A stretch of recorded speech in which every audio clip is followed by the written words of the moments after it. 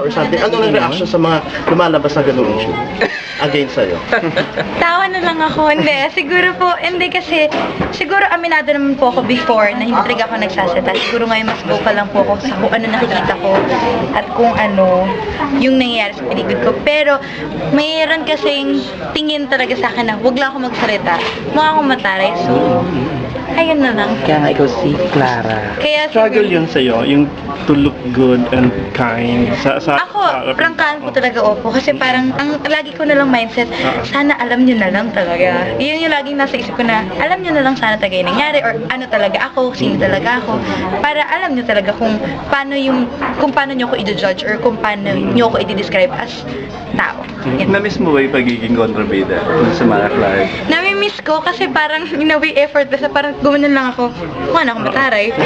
So parang, ayun, katawa nyo naman. Tumatawa yung dalawa, di ba? Kasi ginaganon ko sila parang pag maingay na sila. Ginaganon. So, joke lang. Okay.